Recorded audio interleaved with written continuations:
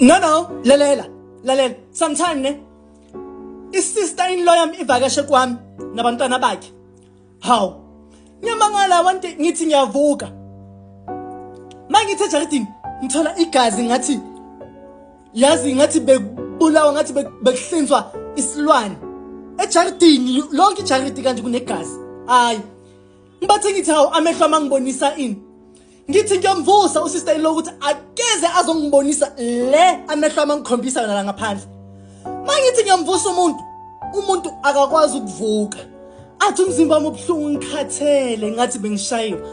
Abantwana bakhe abakwazi ukuhamba bathi bayasukuma bayantenge ba weak. Abantwana bakhe no mhlawumbe banoma omunye una 11 omunye una 12 abakwazi ukusukuma ba weak bathi bayasukuma. Ngavela ngabona ngathi mina esami isinywa sidlala. Ngavela ngabona ukuthi lo bekavukile ngosebusuku eganga ejaridini lami eganga kwami. Ngihlalelwa mina ngifaniswa nabanye. Yeyizwa? Faniswa nabanye.